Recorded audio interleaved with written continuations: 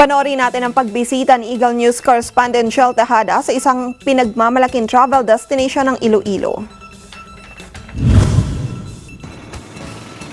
Naiisip niyo bang gawing exciting ang inyong 2016? Bakit hindi ninyo iset ito bilang isang travel year? At para makatulong sa inyo na nagbabalak libutin ng Pilipinas, may isang lugar kaming isasuggest sa inyo. Saan ito?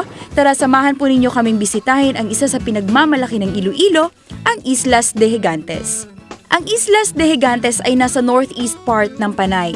Nasasakop ito ng bayan ng Carles, Iloilo.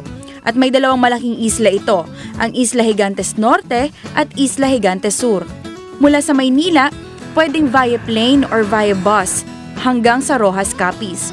Mula doon ay may mga bus na bumabiyahe hanggang sa bayan ng Estancia. Nasa 60 to 70 pesos na pamasahe.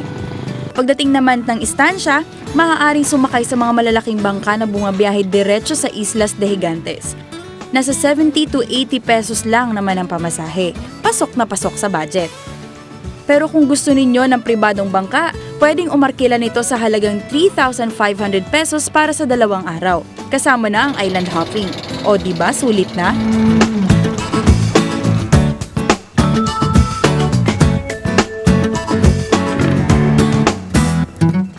Umabot sa 2 oras ang biyahe namin. Medyo maalon pero mas lalong naging exciting. Ideal na buwan ng pagpunta dito ay March hanggang May. Perfect for summer vacation. Itong tinatawid namin ngayon ay siya rin daw dinadaanan ng malalaking barko na bumabiyahe ng Manila to Mindanao and vice versa. Sa halip na idaong kami agad, nagpa siya ang aming bangkero na daling kami sa tinatawag nilang tangke. Medyo napaisip ako kung anong klase ng tangke ang sinasabi nila. Medyo mahirap ang pagbaba mula sa bangka, matatalim ang mga bato at masakit sa paa. Pero nung makita ko ang loob nito, isa lang ang nasabi ko, napakaganda.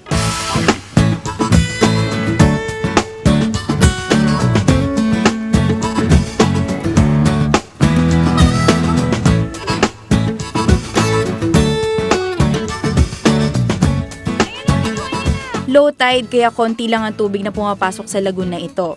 Pero sabi nila mas maganda daw ito kapag high tide.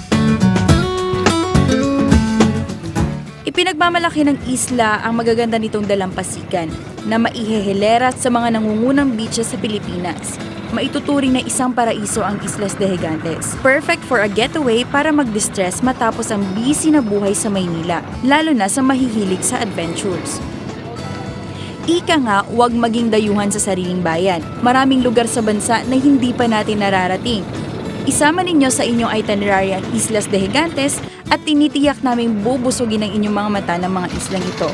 Mula po rito sa Iloilo, para sa Eagle News, Shel Tejada, I am one with 25.